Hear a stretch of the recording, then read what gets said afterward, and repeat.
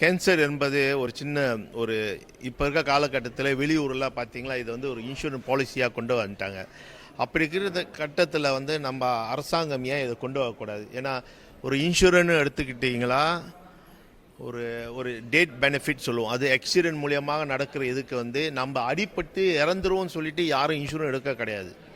அது சரி, அது நடந்துரும். அப்படி நடந்தால் நம்ம குடும்பத்துக்கு அந்த உதவி செய்கிற எண்ணத்தை தான் எடுக்கும். யாருமே நம்ம எடுக்க போது இன்றைக்கி நம்ம காடி ஓட்டிகிட்டு போய் நம்ம அடித்து செத்து போயிடுவோம்னு சொல்லி இல்லை கிடையாது.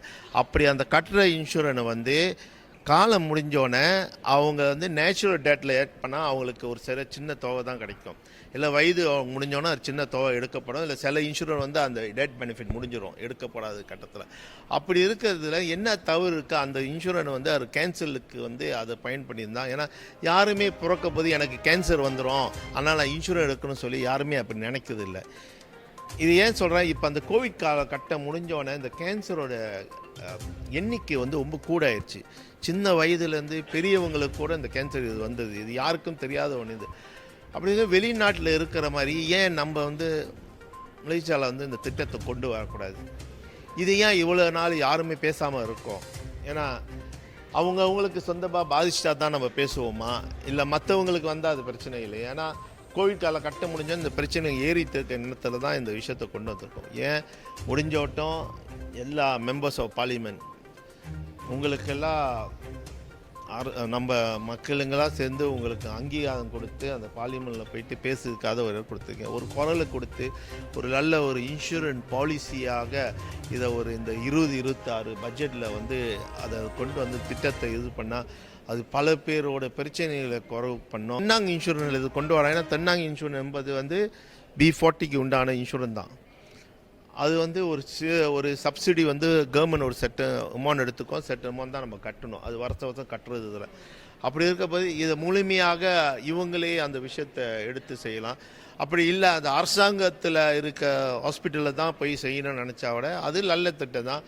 அப்போ அதுக்கு வந்து அந்த இன்சூரன்ஸ் செய்வங்க அங்கே போய் எடுத்து பயன்படுத்தும். ஏன்னா எல்லாம் நினைப்பீங்க 100 வழி 200 300 கிடையாது. ஒரு ஹாஸ்பிட்டலில் போனால் அது 9000 மட்டும் போகும் ஒரு கீமோதெரபிக் செய்கிறதுக்கு.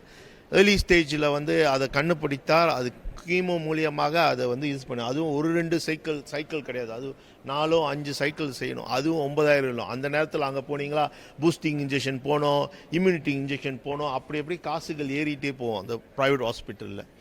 இப்படி இருக்கப்போது அரசாங்கம் ஏன் இதை ஒரு பெரிய ஹாஸ்பிட்டலுக்கு லைசன்ஸ் கொடுக்குறாங்க? அப்படி இருக்க கிட்ட அவங்க சிஎஸ் ப்ரோஜகமாக கொண்டு வாங்க, இத்தனை பேஷண்ட்டுக்கு நீங்கள் செஞ்சு தான் ஆகணும்னு சொல்லி ஒரு கண்டிஷனோ ஒரு அப்ளிகேஷன் கொடுத்தா அது கண்டிப்பாக ஒரு நல்ல திட்டமாக இருக்கும். அது இன்சூரன்ஸ் பாலிசியில் வந்து கம்பல்சரியாக கொண்டு வரட்டுமே. எல்லா இன்சூரன்ஸ் கம்பெனியும் வந்து யாருமே நஷ்டத்துக்கு இன்சூரன்ஸ் கம்பெனி நடத்த கிடையாது. இப்போ இறக்குறவங்களுக்கு இன்சூரன்ஸ் பாலிசி போட்டால் அவங்க இறக்காமல் போனால் என்ன செய்வாங்க? அந்த காசு அப்படியே அவங்களுக்கு தான் இருக்க போகுது. அப்படி இருக்க போது ஏன் இந்த அரசாங்கம் வந்து இதை வந்து ஒரு நல்ல திட்டமாக கொண்டு வந்துட்டு இந்த கேன்சர் பேஷண்ட்டுக்கு வந்து இவ்வளோ செலவு வருது, அவங்க அந்த திட்டத்தை கொண்டு வரணும்னு சொல்லி தான் ஒரு நல்ல எண்ணத்தில், அதாவது என்னோடய மெசேஜில் நான் பார்த்தனோட எனக்கா அந்த விஷயம் ஒரு நல்ல விஷயம். அதை கொண்டு வந்தால் அது 9 பேருக்கு இது வந்து உதவியாக இருக்கும்.